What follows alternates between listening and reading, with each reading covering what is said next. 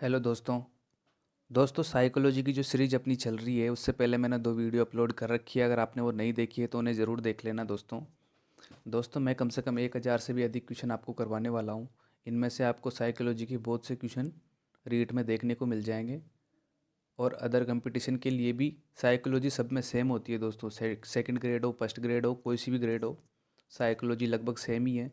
तो ये सभी ही में आपके फ़ायदा देने वाली है, क्योंकि मैंने जो इनमें क्वेश्चन डाले हैं दोस्तों, ये क्वेश्चन सभी कंपटीशन में आए हुए हैं। हर प्रकार के क्वेश्चन इसमें लिए गए हैं। तो दोस्तों ये आपके लिए बहुत हेल्पफुल होने वाली है।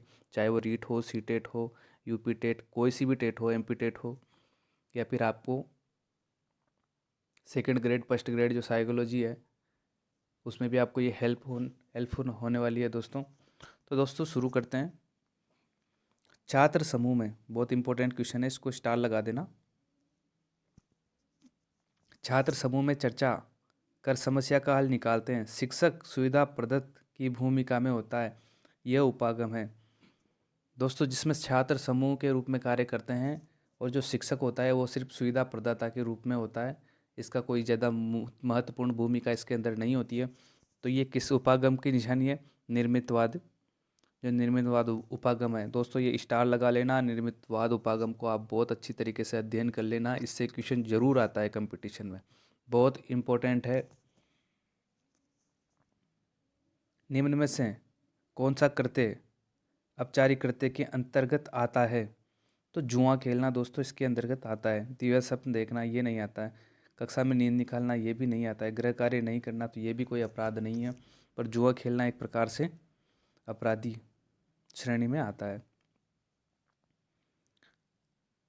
जब बालक छोटे छोटे समूह में, दोस्तों ये फिर से इम्पोर्टेंट क्वेश्चन है, इसको भी लगा लेना।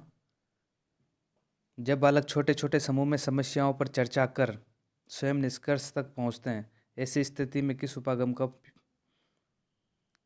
उपागम की ओर संकेत करती है?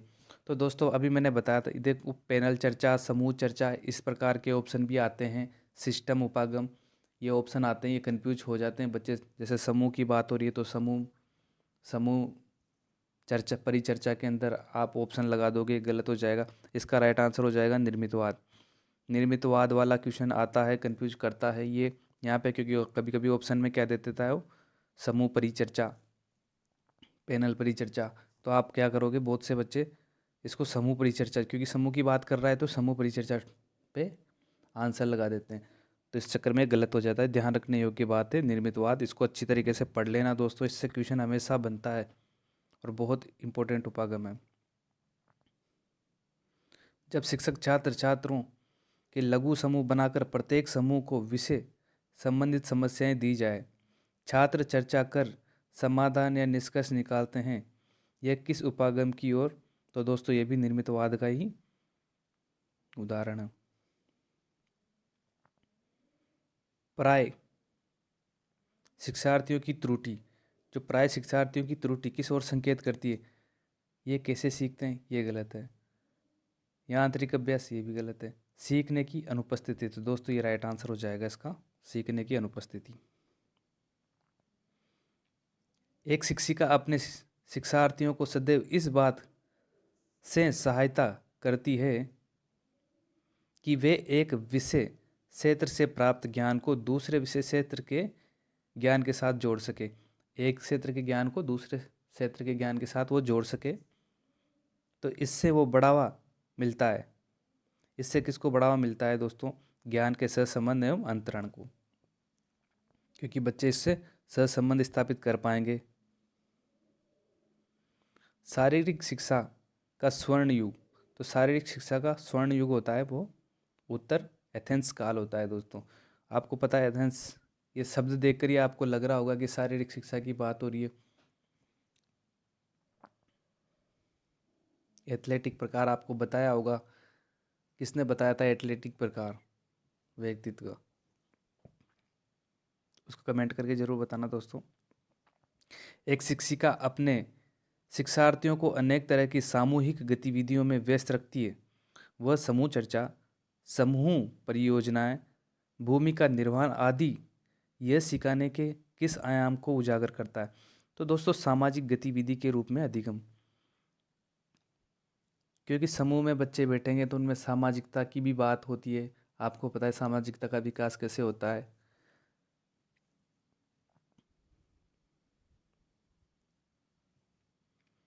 किंडरगार्टन विधि किंडरगार्टन विधि के बहुत से गुण हैं, परंतु इस विधि में महत्वपूर्ण गुण आपको पता है। किंडरगार्टन जो बच्चों की विधि होती है दोस्तों, तो इसमें बच्चों को किस प्रकार से सिखाया जाता है, खेल एवं करके सिखाया जाता है। बच्चे खुद खेलते हैं और कुछ ऐसी प्रक्रियाएं करते हैं, वो उनको कुछ दे दिए जाते हैं खेल खिलौने, तो उनसे करके खुद सीखते हैं दोस्तों। वर्तमान में मनोविज्ञान है, तो मनोविज्ञान व्यवहार का विज्ञान है वर्तमान में। शिक्षा मनोविज्ञान का अर्थ शिक्षा से जो सामाजिक व मनोविज्ञान से हैं, जो व्यवहार संबंधित विज्ञान ग्रहण करता है। उक्त कथन किसका है? ये कथन की परिभाषा है दोस्तों, ये परिभाषा वाला क्वेश्चन है। ये स्किनर की परिभाषा है, इसको ध्यान रखना, अच्छे से पढ़ लेना। क्रो एवं क्रो के अनुसार शिक्षा मनोविज्ञान की विषय वस्तु जिससे संबंधित हैं, तो सीखने को प्रभावित करने वाली दशाओं से संबंधित है दोस्तों। ये किस में आया हुआ क्वेश्चन है? पीटीआई में आया हुआ क्वेश्चन है। मैं आपको सभी कंपटीशन के आए हुए क्वेश्चन करवा रहा हूँ दोस्तों, तो आपके लिए ये देखना बहुत ज़रूरी है। ये वीडियो आपके लिए बहुत हेल्पफुल होने वाली है दोस्तों। इन क्वेश्चनों को आपने अगर देख लिया तो शायद इनमें से ही आपको बहुत से क्वेश्चन रिपीट होते दिख जाएंगे पेपर में। प्रतिभाशाली शिक्षार्थियों के लिए आप क्या कहोगे दोस्तों? प्रतिभाशाली शिक्षार्थियों के लिए शिक्षक को अनुकूलन करना चाहिए, जिससे विद्यार्थियों में बदलाव आता है। ये कथन सही है दोस्तों।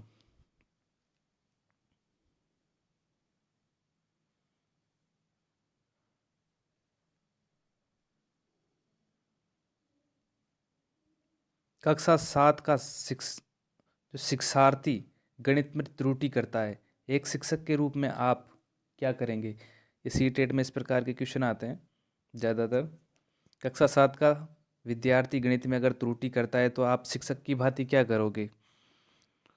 तो आप शिक्षक की भांति शिक्षार्थी से कहेंगे कि वह विकल्पात्मक पद्धति का प्रयोग करे तथा स्वयं त्रुटि का पता लगाकर उसे दोबारा करें, क्योंकि ये सबसे बढ़िया तरीका हो सकता है दोस्तों। आप अगर छात्र को कहो कि तुम खुद अपनी त्रुटि कहाँ तुमसे त्रुटि हुई, उस चीज़ को आप चेक कीजिए और दोबारा उस प्रश्न को करके देखिए। वैयक्तिक अंतरों का ज्ञान शिक्षकों की मदद किसमें करता है? वैयक्तिक अंतरों का ज्ञान दोबारा पढ़ लेना अगर एक बार में आपको समझ में नहीं आए तो। वैयक्तिक अंतरों का ज्ञान शिक्षकों की मदद किसमें करता है? तो सभी विद्यार्थियों की व्यक्तिगत आवश्यकताओं का आकलन करने तथा उनके अनुरूप उन्हें पढ़ाने का। तो वैयक्तिक आवश्यकताओं की बात कर रहा है, तो दोस्तों इसका राइट आंसर कौन सा हो जाएगा? है, क्योंकि दोस्तों वैयक्तिक वैयक्तिक ऑप्शनों में ही ये सब कुछ छुपा होता है बहुत सी बार साइकोलॉजी में। तो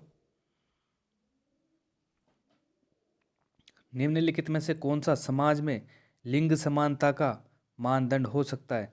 यहाँ समानता की बात कर रहा है, तो दोस्तों यहाँ पे कक्षा 12 तक पहुँचने वाले लड़कों और लड़कियों की संख्या की तुलना, ये लिंग समानता का मानदंड हो सकता है दोस्तों।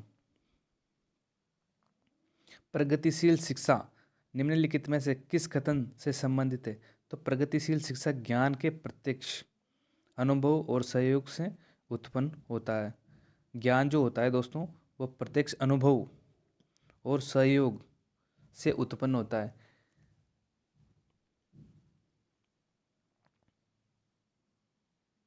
संस्कृति पर शिक्षा का क्या प्रभाव पड़ता है? तो संस्कृति पर संस्कृति की निरंतरता को बनाए रखना ये भी होता है। संस्कृति के हस्तांतरण में सहायता करता है। संस्कृति का परिष्करण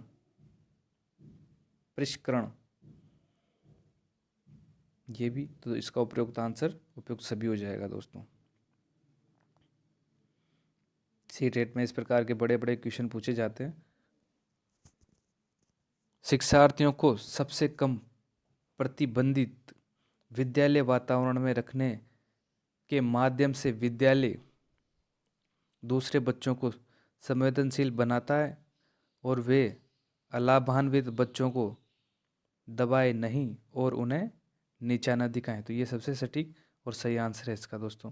सी-टेट के क्वेश्चन बड़े ज़रूर आते हैं पर उनके ऑप्शन जो होते हैं ना दोस्तों, उनका आंसर देना मुश्किल नहीं होता। इसलिए सी-टेट की जो साइकोलॉजी होती है ना, वो टफ नहीं होती है। अगर आपने दिमाग लगाया तो शायद आप बिना पढ़े भी 20 क्वेश्चन आराम से कर लोगे सी-टेट में, क्योंकि उनकी लैंग्वेज थोड़ी, वो क्वेश्चन बड़े ज़रूर होते हैं पर लैंग्वेज भी इतनी टफ नहीं होती है ऑप्शनों की, आप देख कर सकते हो।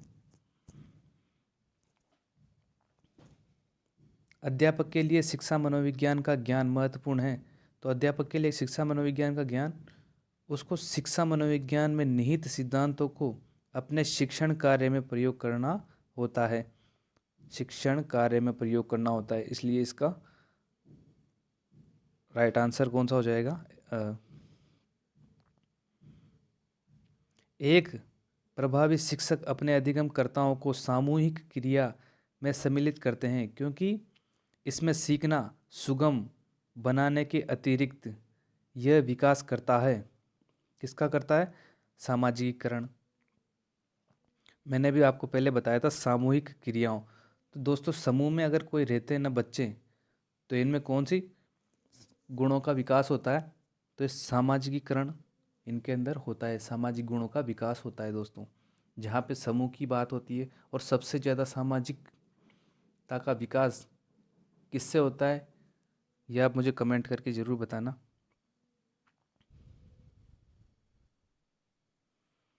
शिक्षा मनोविज्ञान में सीखना लक्ष्य तक पहुँचने के उपायों का निश्चित करना है।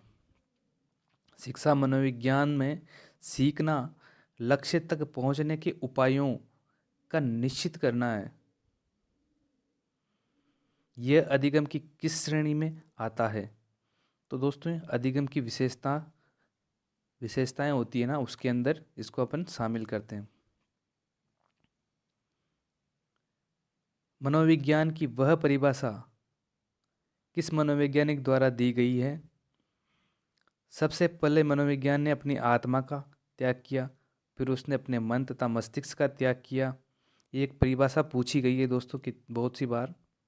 उसके बाद उसने चेतना का त्याग किया। अब यह व्यवहार की विधि को स्वीकार करती है, तो ये किसने कहा था? ये वुडवर्थ ने कहा था दोस्तों। सर्वप्रथम आत्मा का त्याग किया, फिर मन मस्तिष्क का त्याग किया, फिर चेतना का त्याग किया और अब व्यवहार की विधि को ये स्वीकार करती है। शिक्षा मनोविज्ञान मनोविज्ञान की वह शाखा है जो सीखने तथा सिखाने की प्रक्रियाओं का अध्ययन करती है। तो ये बात किसने कही थी? स्किनर ने। परिभाषाएं दोस्तों याद रखनी पड़ेगी आपको। आप इनको शॉर्ट तरीके से खुद का तरीका बनाया जाए दोस्तों। अगर आप किसी भी चीज़ को याद करने की कोशिश करते हो ना, तो दूसरों की ट्रिक कम और खुद की ट्रिकें बना बना कर याद किया करो, ताकि अच्छे से याद हो जाती है। शैक्षिक मनोविज्ञान शिक्षक को मदद करता है। उपयुक्त सभी में मदद करता है, क्योंकि स्वयं के ज्ञान तथा तैयारी में ये भी सही है। बच्चे के चरित्र विकास में ये भी सही है। उचित शिक्षण विधियों के उपयोग में ये भी सही है। दोस्तों आप इन तीनों को भी ध्यान रखना। उपयोग सही इसका राइट आंसर हो जाएगा। एक अच्छा शिक्षक, तो एक अच्छा शिक्षक कौन कौन से गुण उसमें होने चाहिए? विद्यार्थियों की जिज्ञासा का पोषण करता हो, विद्यार्थियों को पारस्परिक संवाद के लिए प्रोत्साहित करता हो, विद्यार्थियों को वास्तविक वैश्विक परिस्थितियों में सम्मिलित करता हो। तो इसका राइट आंसर कौन सा हो जाएगा? उपयुक्त सभी। शिक्षा मनोविज्ञान नहीं है, ये बहुत इंपॉर्टेंट क्वेश्चन है। शिक्षा मनोविज्ञान नहीं है, आदर्श मूलक विज्ञान नहीं है। और है तो अनुप्रयुक्त विज्ञान भी है, व्यवहारिक विज्ञान भी है, सामाजिक विज्ञान भी है। शिक्षा मनोविज्ञान नहीं है तो आदर्श मूलक विज्ञान नहीं है, ये बात ध्यान रखना। शिक्षा मनोविज्ञान है तो ये अनुप्रयुक्त, क्योंकि यहाँ पे पहले वो क्वेश्चन वाले देखा होगा आपने, तो ये अनुप्रयुक्त विज्ञान है।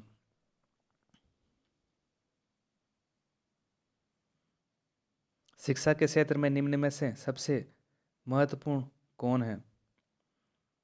तो शिक्षा के क्षेत्र में सबसे महत्वपूर्ण होता है दोस्तों विद्यार्थी। जो शिक्षार्थी होते हैं बच्चे, वो सबसे महत्वपूर्ण होते हैं।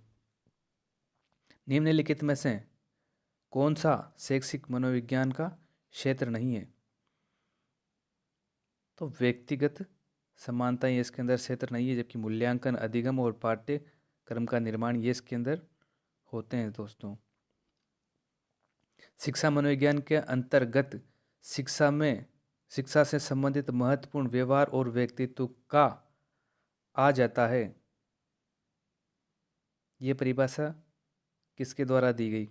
दोस्तों दोबारा पढ़ते हैं। शिक्षा मनोविज्ञान के अंतर्गत शिक्षा से संबंधित महत्वपूर्ण व्यवहार और व्यक्तित्व आ जाता है। ये किसने कहा था? स्किनर ने। शिक्षा मनोविज्ञान व्यक्ति के जन्म से वृद्धावस्था तक, यह बात किसने कही थी दोस्तों? क्रो एंड क्रो ने। ये परिभाषाएं आपको ध्यान रखना पड़ेगा। एक शिक्षक के लिए शिक्षा मनोविज्ञान की उपादेयता है। दोस्तों इनमें साइकोलॉजी में कुछ शब्द बहुत अजीब से होते हैं, जिनको पढ़ने में भी अजीब सा लगता है। इस वजह से इनको अच्छे से पढ़ा करो दोस्तों। उपादेयता बहुत कंफ्यूज करने वाला शब्द है। शिक्षा मनोविज्ञान की उपादेयता, तो इसका राइट आंसर विकल्प ए और ब। अ और ब सही है। तो दोस्तों अपन अ और ब को पढ़ लेते हैं। स्वयं के ज्ञान और तैयारी के बारे में जानकारी होनी चाहिए। सही बात है। बालक की आवश्यकताओं की जानकारी होनी चाहिए। शिक्षक के लिए बहुत ज़रूरी होता है। जब तक शिक्षक को यही पता नहीं होगा कि बालक क्या, किस तरीके से उन्हें पढ़ाया जाए, उनकी क्या आवश्यकता है, तो शायद अपन अधिगम उचित नहीं बना सकते, वातावरण अच्छी तरीके से नहीं बना पाएंगे। शिक्षा मनोविज्ञान के ज्ञान के द्वारा शिक्षक बालक के व्यक्तिक विभिन्नताओं का ज्ञान प्राप्त कर सकता है। सही है। उचित शिक्षण विधियों का चयन कर सकता है। कक्ष में अनुशासन स्थापित कर सकते हैं। राइट आंसर कौन सा हो जाएगा? द। शिक्षा मनोविज्ञान शिक्षक को मदद करता है। तो दोस्तों ये उपयोग सभी में मदद करता है। बालक विकास द्वारा ज्ञान प्राप्त करने, बाल स्वभाव एवं व्यवहार जानने में, बच्चों के चरित्र निर्माण में। ये लगभग सेम क्वेश्चन है, तो इसका राइट आंसर कौन सा हो जाएगा? द। शिक्षा मनोविज्ञान संबंधित है तो दोस्तों सब अधिगमकर्ता से, अधिगम प्रक्रिया से और स्थितियों से, सबसे ही होता है शिक्षा में मनोविज्ञान। तो इसका राइट आंसर द हो जाएगा। ये व्याख्याता भौतिक विज्ञान में पूछा गया था। दोस्तों ये क्वेश्चन आप देख पा रहे होंगे यहाँ पे कि ये कंपटीशन है में पूछे गए क्वेश्चन है। शिक्षक कक्ष में प्रयास करता है तो विद्यार्थियों को अनुभव प्रदान करने का सही है। विद्यार्थियों को चिंतन का अवसर देने का, ये भी सही है। चिंतन के अवसर बच्चे को दिए जाते हैं। विद्यार्थियों को सहायक अधिगम वातावरण प्रदान करने का, तो उपयुक्त सभी इसका राइट आंसर हो जाएगा दोस्तों ऐसी वीडियो देखने के लिए आप चैनल को सब्सक्राइब ज़रूर कर लेना। मैं आपके लिए और क्वेश्चन लेके आऊँगा।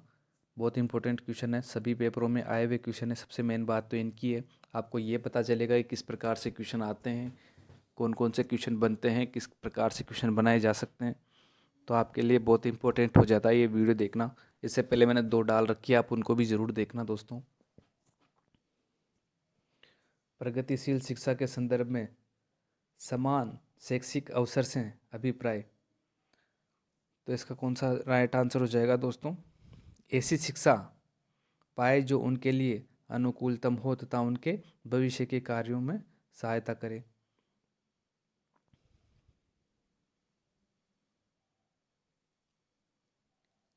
यदि शिक्षार्थी पाठ के दौरान लगातार गलतियां करते हैं तो शिक्षक को अनुदेशन, कार्य तथा समय सारणी अथवा बैठने की व्यवस्था में परिवर्तन करना चाहिए। ये बहुत इंपॉर्टेंट गुण है कक्षा का, क्योंकि कक्षा में छात्रों को एक जगह पे नहीं बैठने देना चाहिए। उन्हें वक्ता बार बार मतलब उनके सीट में बैठने की जगह को चेंज करते रहना चाहिए दोस्तों। ये इंपॉर्टेंट क्वेश्चन है, स्टार लगा लेना। एक शिक्षक कक्षा में कार्य को एकत्र करता है। एक शिक्षक जो होता है वो कक्षा के कार्य को एकत्र करता है और उन्हें पढ़ाता है। उसके बाद योजना बनाता है और अपने अगले पाठ को शिक्षार्थियों की आवश्यकताओं को पूरा करने के लिए समायोजित करता है। वह सीखने के लिए आकलन कर रहा है। इसका राइट आंसर हो जाएगा सीखने के लिए आकलन करता है। दोस्तों इन शब्दों में बहुत कन्फ्यूजन होता है। सीखने का आकलन, सीखने के रूप में आकलन, सीखने के लिए आकलन, सीखने के समय आकलन। तो इसका राइट आंसर हो जाएगा सीखने के लिए आकलन। बहुत इंपॉर्टेंट क्वेश्चन है, स्टार लगा लेना। वे शिक्षक जो विद्यालय आधारित आकलन के अंतर्गत कार्य करते हैं, विद्यालय आधारित आकलन के अंतर्गत कार्य करते हैं, तो इसका राइट आंसर हो जाएगा व्यवस्था के लिए स्वामित्व की भावना रखते हैं। दोस्तों वीडियो लंबा हो जाएगा, इस चक्कर में मैं आपको जल्दी जल्दी ये क्वेश्चन बता देता हूँ। बाकी आपको नोट्सों से पढ़ना पड़ेगा, आप उनको पढ़ना। ये तो क्वेश्चन बस मैं आपका मकसद, ये इतना सा मकसद है मेरा कि आपको पता चले कि किस प्रकार के क्वेश्चन आते हैं, कौन कौन से क्वेश्चन आ सकते हैं, इसलिए ये वीडियो बनाने का मकसद है। बाकी आपको नोट्सों से पढ़ना पड़ेगा, आपको पूरा एक बार तो नोट्सों से या किताबों से कहीं से भी आपको पढ़ना है, फिर उसके बाद आपको ये टेस्ट सीरीज देखनी है। सभी के लिए विद्यालयों में सभी की कक्षा, बहुत इंपॉर्टेंट लाइन है, दोबारा पढ़ते हैं इसको। सभी के लिए विद्यालयों में सभी की कक्षा निम्नलिखित में से किसके लिए प्रचार वाक्य हो सकता है? तो ये समावेशी शिक्षा के लिए प्रचार वाक्य हो सकता है। बाल मनोविज्ञान का केंद्र बिंदु, तो आपको पता है कि बाल केंद्रित होता है सब कुछ। प्राथमिक स्तर पर मूल्यों की शिक्षा देने की सर्वोत्तम विधि, तो मूल्यों की विधि देनी है तो दोस्तों अध्यापक के व्यवहार में मूल्य स्थापन, जिसका राइट आंसर हो जाएगा। मूल्यों के वर्गीकरण से सम्मिलित नहीं है येन केन प्रकारेण धनार्जन का मूल्य, ये इसके अंदर अपन शामिल नहीं करते हैं। ये वर्तमान में तो ज़रूर चल रहा है कि धन कमाना ही शिक्षा का मुख्य उद्देश्य है, पर इसको एनसीईआरटी नहीं मानती है। इस वजह से इसका राइट आंसर ये हो जाएगा, क्योंकि ये इसका मूल्य नहीं है। दोस्तों एक शिक्षक को कक्षा में कार्य करना चाहिए, तो प्रजातांत्रिक भूमिका में शिक्षा को कार्य करना चाहिए। इंपॉर्टेंट लगा लेना, स्टार लगा लेना। इस प्रकार के क्वेश्चन रेट के हिसाब से बहुत इंपॉर्टेंट क्वेश्चन है दोस्तों, याद रखना। एक शिक्षक को सबसे महत्वपूर्ण चुनौती, ये दोस्तों हरियाणा टेट में आया हुआ क्वेश्चन है। एक शिक्षक की सबसे महत्वपूर्ण चुनौती शिक्षण अधिगम प्रक्रिया को आनंदप्रद बनाना, क्योंकि दोस्तों आप जब तक कक्षा को आनंदप्रद नहीं बनाओगे, ऐसा माहौल क्रिएट नहीं कर दोगे कि बच्चों को पढ़ने में आनंद आए, तब तक आपका पढ़ाना बेकार है। समावेशी शिक्षा से तात्पर्य, ये समावेशी शिक्षा वाला बहुत इंपॉर्टेंट है, इससे क्वेश्चन बनते हैं। इसके क्वेश्चन ज़्यादा टफ आते नहीं है, ऑप्शन देखकर आपको पता चल जाएगा। निम्नलिखित विद्यालयों में सभी प्रकार के बालकों को बिना किसी भेदभाव के स्वागत करना, ये इसका राइट आंसर हो जाएगा। क्योंकि समावेशी शिक्षा का तात्पर्य यही होता है कि दोस्तों आप उनके साथ ना तो रंग रूप के अनुसार भेदभाव करोगे, ना उनकी भाषा के अनुसार भेदभाव करोगे, ना उनके शारीरिक दशा के अनुसार आप उनमें भेदभाव करोगे।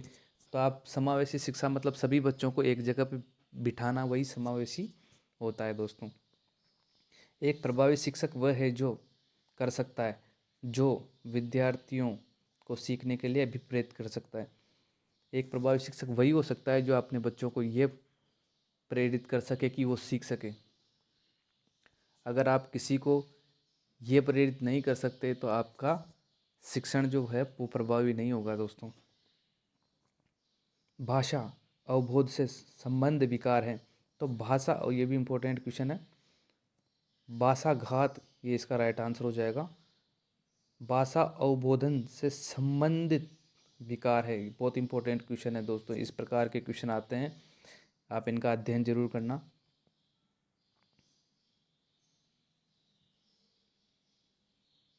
एक पीटी खेल शिक्षक क्रिकेट के खेल में अपने विद्यार्थियों के क्षेत्र रक्षण को सुधारना चाहता है। निम्न में से कौन सी युक्ति शिक्षार्थियों को अपना लक्ष्य करने के लिए सर्वाधिक सहायक है। तो इसका राइट आंसर हो जाएगा दोस्तों क्योंकि विद्यार्थियों को क्षेत्र रक्षण का अधिक प्रयास करना चाहिए या उनको प्रयास करवाना चाहिए। सीखने की प्रक्रिया को प्रभावित करने वाले कारक हैं। सीखने की प्रक्रिया को प्रभावित करने वाले कारक, ये भी ध्यान रखने वाली बात है। प्रभावित करने वाले कारकों से भी क्वेश्चन आता है बहुत सी बार। तो अनुकरण, प्रतियोगिता, प्रशंसा एवं निंदा, ये अधिक हमको ये सीखने की प्रक्रिया को प्रभावित करते हैं। सीखने की प्रक्रिया कह दो या अधिगम कह दो। कोमल शिल्प उपागम संबंधित है।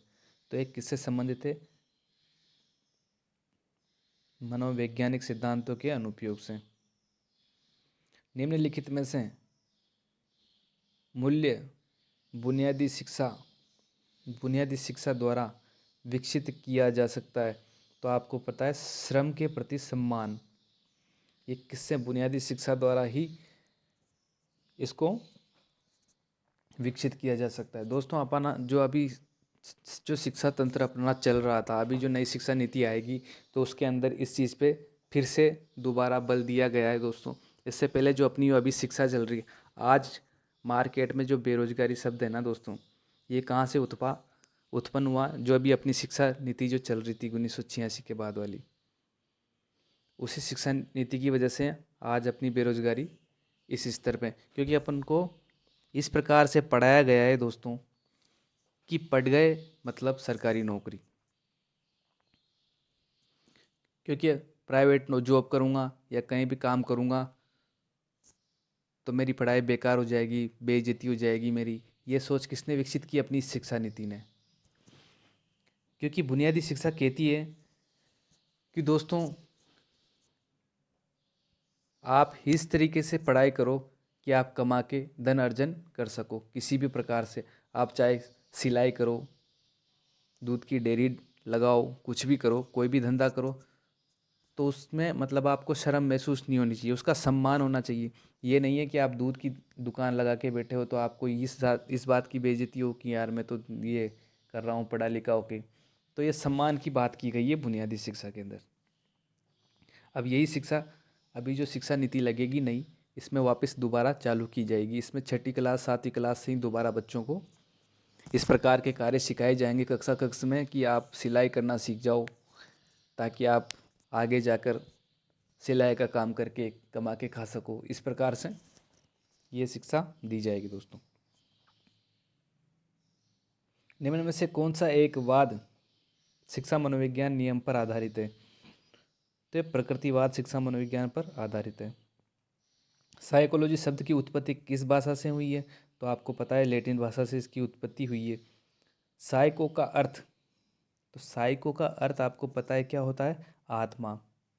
और लॉजीज का अर्थ, जो लोगोस होता है उसका अर्थ क्या होता है? अध्ययन करना। बड़ी कक्षाओं के लिए श्रेष्ठ विधि, तो सबसे बड़ी विद्याओं के लिए सब जो कक्षाएं होती है उनके लिए सबसे सर्वश्रेष्ठ विधि होती है ना दोस्तों, वो समस्या समाधान होती है। दोस्तों वीडियो हो सकता है काफ़ी बड़ी हो गई आपको लगे, पर दोस्तों मैंने इसमें काफ़ी क्वेश्चन करवा दिए, आपको पता चल जाएगा किस प्रकार के क्वेश्चन पूछे जाते हैं। तो दोस्तों आप वीडियो को ज़रूर लाइक करना, अगर आपको अच्छा लगे तो वीडियो पूरा देखा करो दोस्तों, हर वीडियो को पूरा देखा करो, क्योंकि दोस्तों पढ़ाई से संबंधित अगर आप कोई चीज़ देख रहे हो तो वो नुकसान नहीं करेगी। जिस प्रकार आप पूरी मूवी को देख लेते हो, 2.5 घंटे की होती हो, पर आप 30 मिनट की वीडियो नहीं देख पाते हो, तो ये आपकी कमजोरी है दोस्तों। और दोस्तों के साथ ज़रूर शेयर करना। साइकोलॉजी की मैंने अब तक 3 वीडियो तो करवा दिए, और भी मैं लेके आऊँगा आपको। दोस्तों धन्यवाद।